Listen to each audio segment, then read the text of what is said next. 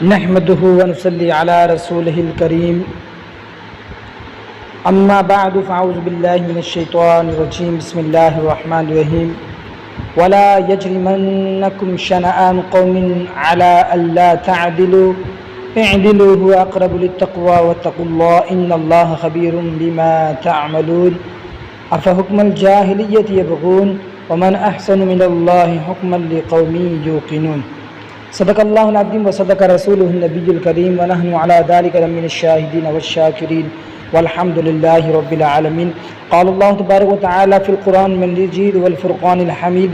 إن الله وملائكته يصلون على النبي يا أيها الذين آمنوا صلوا عليه وسلموا تسليما اللهم صل على سيدنا ومولانا محمد وبارك وسلم وصلوا عليه۔ معزز سامعین، اسلام کا نور پھیلنے سے پہلے ہر طرف جہالت کی تاریکی تھی، لوگوں کے عقائد بھی جہلانہ تھے اور رسم و رواج معمولات بھی بےہودہ۔ اس دور کے عقائد معمولات دین و مذہب سے بعید ہونے کے ساتھ ساتھ عقل و دانش کے تقاضوں سے بھی بہت دور تھے۔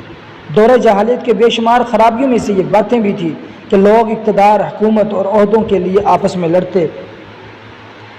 جھگڑتے اور مرتے ہی رہتے تھے۔ حق کی حمایت کرنے کے بجائے اپنوں کا بیجا ساتھ دینا ان کی نظر میں قابل تعریف عمل تھا۔ جب انہیں اشتعال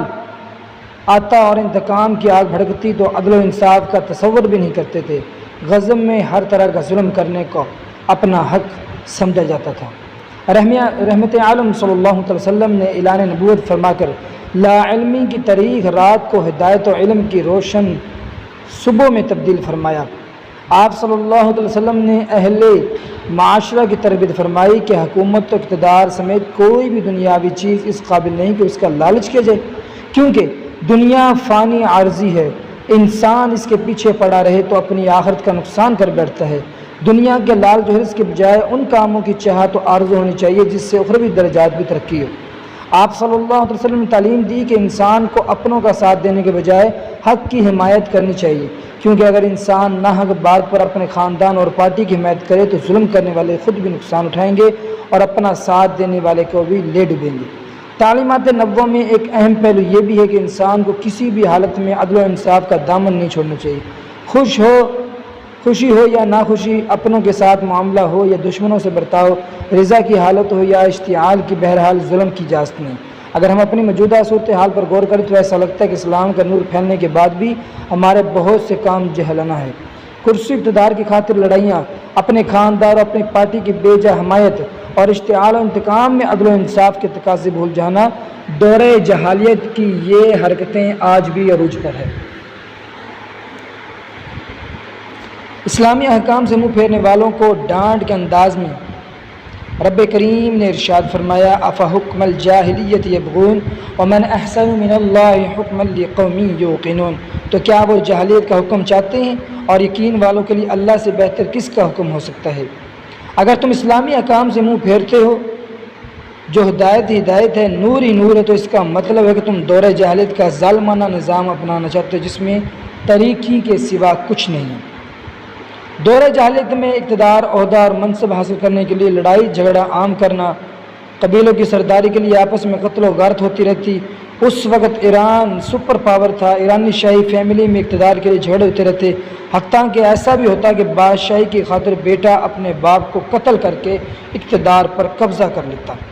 قرآن و سنت میں یہ تربیت دی گئی ہے کہ اقتدار، حکومت اور عہدے کا لالچ بری چیز ہے، تاہم اگر انسان کسی عہدے کا اہل ہو اور لالچ کے بغیر وہ مل جائے تو پوری دیانتداری کے ساتھ تمام صلاحیتوں کو بروئے کار لاتے ہوئے اس کے تقاضے پورے کرنا لازم ہے۔ سیدنا ابو ہریرہ رضی اللہ تعالیٰ عنہ کے روایت کردہ ایک حدیث مبارکہ میں یہ الفاظ بھی ہیں وَتَجِدُونَ مِنْ خَيْرِ النَّاسِ أَشَدَّهُمْ كُرَاهِيَةً لِهَذَا الْأَمْرِ حَتَّى يَقَعَ فِيهِ، وہ شخص بہترین افراد میں سے جو حکومت سے سخت نفرت کرتا ہو حتیٰ کہ اس میں مبتلا ہو جائے۔ سیدنا عبد الرحمن بن سمرہ رضی اللہ عنہ سے روایت ہے کہ مصطفیٰ جان رحمت صلی اللہ تعالی علیہ وآلہ وسلم نے فرمایا لا تسأل الامارة فإنك ان أوتيتها عن مسألة وكلت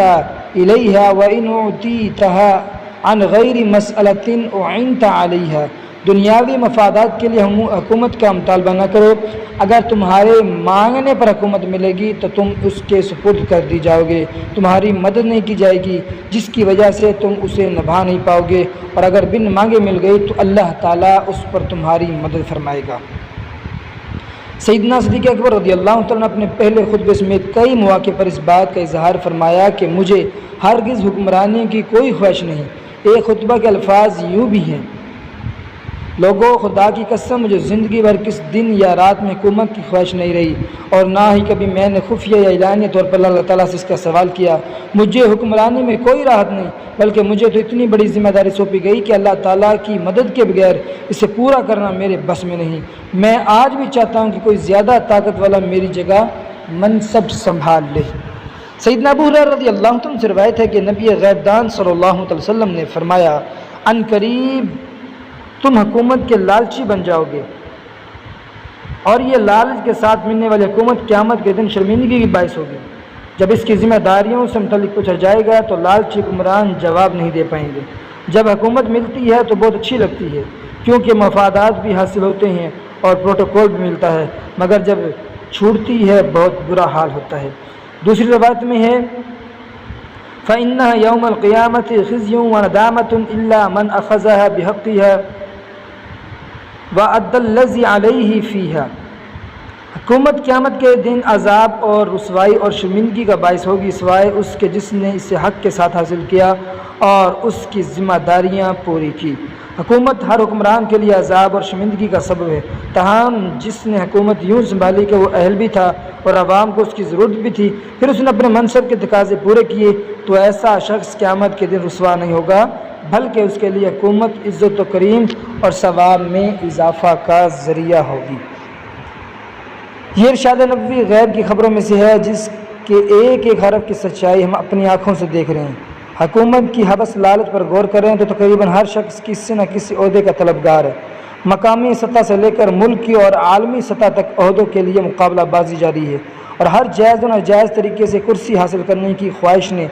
بے حال کر رکھا ہے۔ لالچ کے ساتھ ملنے والے عہدے کا انجام یہ بیان فرمایا گیا کہ وہ قیامت کے دن حسرت کا باعث ہوگا، کیونکہ لالچی شخص عہدے کے تقاضے پورے نہیں کرتا، وہ اپنے مفادات کی فکر میں ہی مگن رہتا ہے۔ چنانچہ ہم اپنے دور کے عہدے داروں کا حال دیکھ لیں، اپنی ذمہ داریاں پوری کرنے کے بجائے اپنی تجوریاں بھرنے کی فکر میں ہیں۔ اقتدار سنبھالنے اور اسے بچانے کی فکر اتنی ہے کہ ملکی ترقی اور شہریوں کی خیر خواہی کی طرف توجہ کی فرصت ہی نہیں۔ اس کا انجام کیا ہوگا یہ ہر شخص سمجھتا ہے۔ یہ بھی ارشاد ہوا کہ اقتدار کی ممتنع کو عہد ملتا ہے تو موجیں کرتا ہے، مگر اقتدار چھوٹتا ہے تو حالت بہت بری ہوتی ہے۔ اس فرمان کا پورا ظہور تو قیامت کے دن ہوگا، جب اعمال کی جزا و سزا کا فیصلہ کیا جائے گا۔ دنیا میں بھی اپنے دور کے حکمرانوں کی حالت ہمارے سامنے ہے۔ کل تک جو اقتدار کے مزے لوٹ رہے تھے آج نشان عبرت ہے۔ کاش اللہ کی رحمت ہو اور ہمارے دل عہدے اور منصب اقتدار کے لالچ سے پاک ہو جائیں۔ دور جاہلیت کی بڑی خرابیوں میں سے ایک تعصب بھی تھی، یعنی لوگ حق کی حمایت کرنے کے بجائے اپنے تعلق داروں کی بے جا مدد کرتے ہیں۔ خاندان کے کسی فرد نے دوسرے شخص پر ظلم کیا تو اپنے رشتہ داری کی وجہ سے ظالم کا ساتھ دیتے، مظلوم کی حمایت نہیں کرتے۔ ہم علاقہ شخص نے کسی کی حق تلفی کی تو صرف اسی لیے اس سے تعاون کرتے ہیں کہ ہمارا اور اس کا علاقہ ایک ہے۔ عربی اور اجمی کی لڑائی ہو جاتی تو اہل عرب صرف اس لیے عربی کا ساتھ دیتے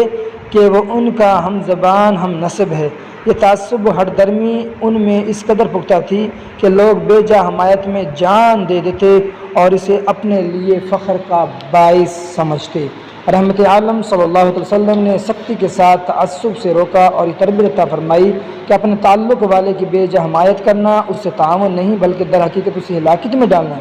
کیونکہ اس طرح ظالم اور اس کا حمایتی دونوں ہی گناہ گار اور مستحق نار ہوں گے۔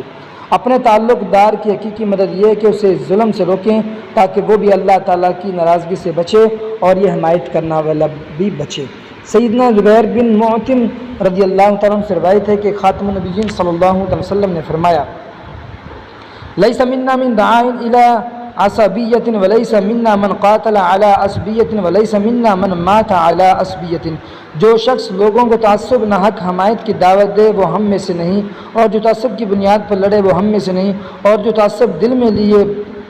مرے وہ ہم میں سے نہیں۔ یعنی جو اپنے ظالم تعلق داروں کی حمایت کے لیے لوگوں کو جمع کرے وہ اسلامی طریقہ پر نہیں ہے، اور جو ظالموں سے تعاون کے لیے لڑائی کرے وہ بھی ہمارے پیاروں میں سے نہیں ہے، اور جو ناحق حمایت کا جذبہ دل میں لیے مر جائے اگرچہ نہ لوگوں کو اس کی دعوت دے نہ اس کے لیے لڑے وہ بھی ہماری سنت پر نہیں۔ سیدنا انس بن مالک رضی اللہ عنہ نے ارشاد نبوی روایت کیا، انصر اخاک ظالما و مظلوما، اپنے مسلمان بھائی کی مدد کرو خواہ وہ ظالم ہو یا مظلوم۔ ایک شخص نے عرض کی، یا رسول اللہ انصرہ اذا کان مظلوما افرأیت اذا کان ظالما کیف انصرہ، یا رسول اللہ صلی اللہ علیہ وسلم جب وہ مسلمان مظلوم ہو تب تو میں اس کی مدد کروں گا، لیکن اگر وہ ظالم ہو تو کیسے اس کی مدد کروں؟ ارشاد فرمایا، تحجزہ او تمنعہ من الظلم فإن ذلك نصرہ، اسے ظلم کرنے سے روکو یہی اس کی مدد ہے، وہ ظلم سے رک جائے تو شیطان کے جال اور اخروی بال سے بچ جائے گا۔ 6 ہجری میں نبی کریم صلی اللہ تعالی علیہ وسلم صحابہ کرام علیہ رضوان کے ہمراہ عمرہ کے لیے مکہ مکرمہ کی طرف تشریف لے گئے تو قریش مکہ نے ضد بازی کی وجہ سے عمرہ کرنے کی اجازت نہ دی۔ سفارتکاری کے باوجود وہ اپنے ہر درمی پر قائم رہے، چنانچہ باری تعالیٰ نے آیت کریمہ نازل فرمائی، اذ جعل الذین کفروا فی قلوبہم الحمیۃ حمیۃ الجاہلیۃ فانزل اللہ سکینۃ على رسوله وعلى المؤمنين وألزمهم كلمة التقوى وكانوا أحق بها وأهلها وكان الله بكل شيء عليما۔ حبیب یاد کیجیے جب کافروں نے اپنے دلوں میں زمانہ جاہلیت کی ہر درمی جیسی ضد رکھی تو اللہ نے اپنے رسول اور ایمان والوں پر اپنا اطمینان اتارا اور پرہیزگاری کے کلمہ پر انہیں استقامت عطا کی، اور مسلمان اس کلمہ کے زیادہ حقدار اور اس کے اہل تھے، اور اللہ سب کچھ جاننے والا ہے۔ سید عالم صلی اللہ علیہ وسلم کئی مرتبہ کوئی بات سمجھانے کے لیے اس کی عام فہم مثال ارشاد فرماتے، چنانچہ آپ نے ناحق حمایت کی مثال بھی بیان فرمائی۔ صاحب نالین فسادہ سیدنا عبداللہ بن مسعود رضی اللہ عنہ سے روایت ہے کہ امام الانبیاء صلی اللہ علیہ وسلم نے فرمایا، من نصر قومہ علی غیر الحق فہو کالبعیر الذی ردا فہو ینزغ بذنبہ، جو شخص اپنی قوم کی ناحق مدد کرے اس کی مثال ایسی ہے کہ اونٹ گڑھے میں گر جائے تو یہ اسے اس کی دم سے پکڑ کر نکالنے کی کوشش کرے۔ جس طرح دم سے کھینچ کر اونٹ کو نکالنے کی کوشش کرنے والا اونٹ کو ہلاکت سے نہیں بچا سکتا تاہم خود ہلاک ہو جائے گا، اسی طرح اپنے تعلق داروں کی بے جا حمایت کرنے والا انہیں تو نہیں بچا سکے گا البتہ خود تباہی کا مستحق ہو جائے گا۔ قرآن و سنت میں ہماری تربیت فرمائی گئی کہ ہمیشہ حق کے ساتھ کھڑے ہو اور کسی ظلم پر اپنے تعلق داروں کی ہرگز حمایت نہ کرے،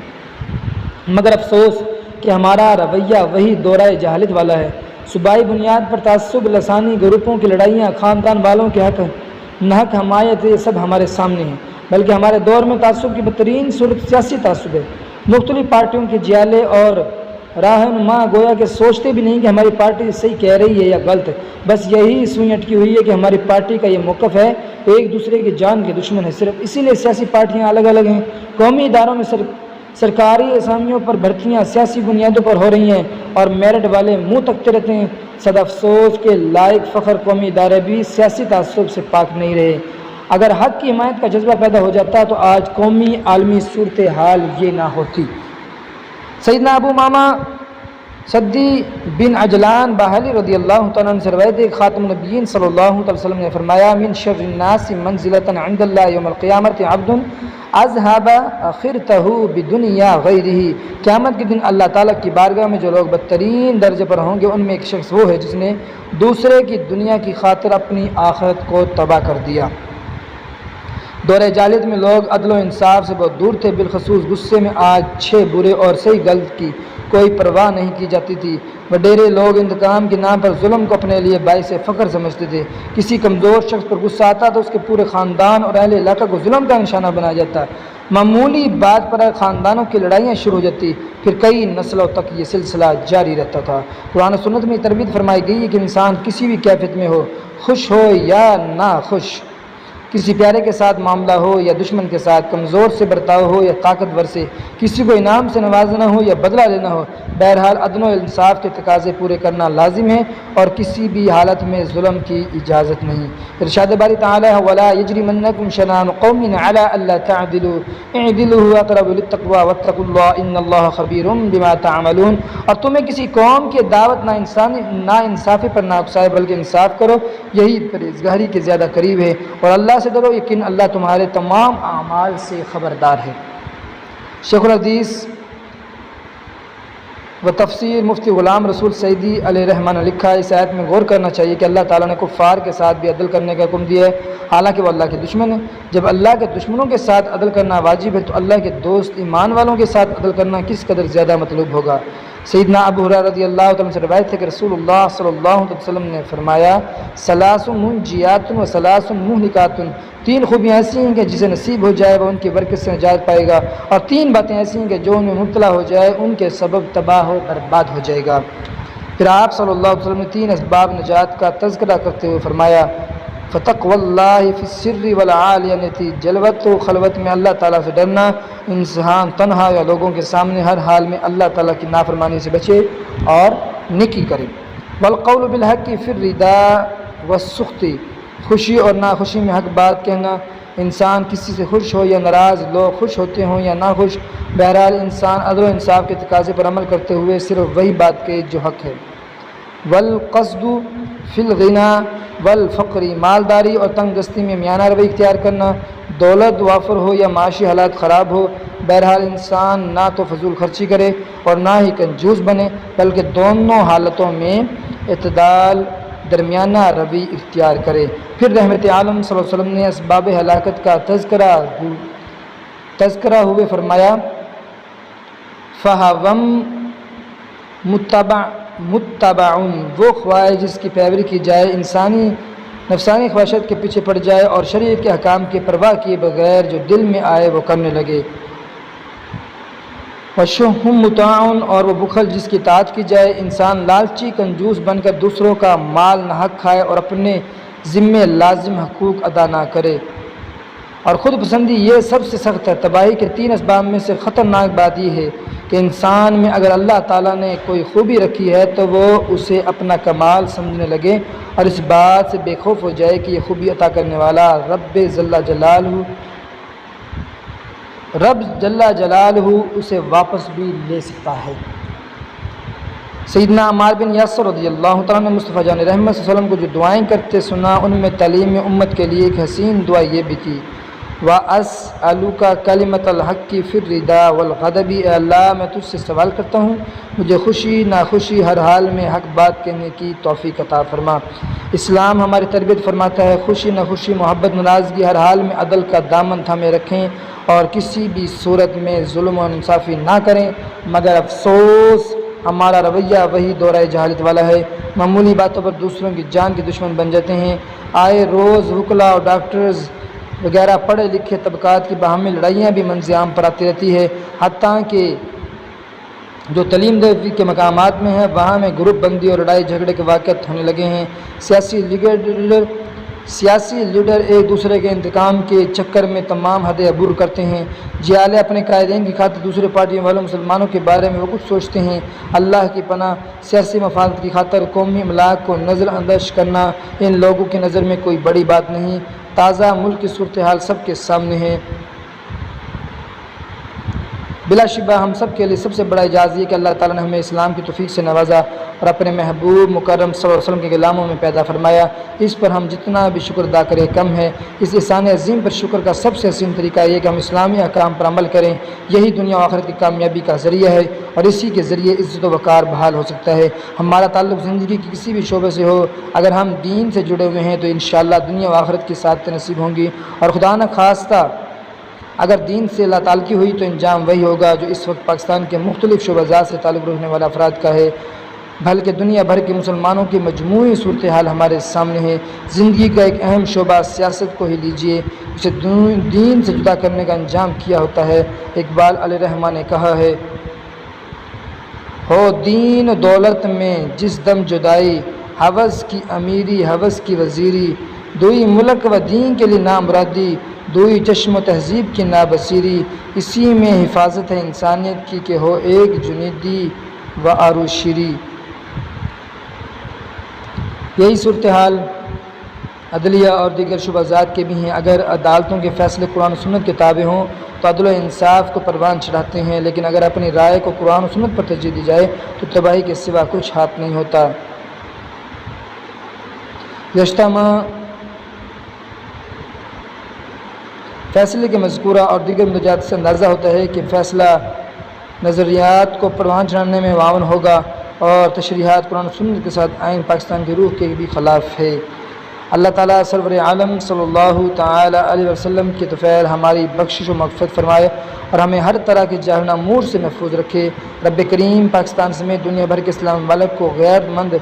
قیادت سے نوازے اور امت مسلمہ کو وحدت عطا فرمائے۔ خالق کائنات اسلام کو غلبہ عطا فرمائے، تمام دشمنان اسلام کو ذلیل اور رسوا کرے، ملک پاکستان کو ہر قسم کی دہشت گردی اور بحران سے نجات دے اور کشمیر فلسطین سمیت دنیا بھر کے دیگر مظلوم مسلمانوں کی مدد فرمائے۔ آمین بجاہ نبی الامین صلی اللہ تعالی علیہ وآلہ وسلم۔ نحمدہ و نصلی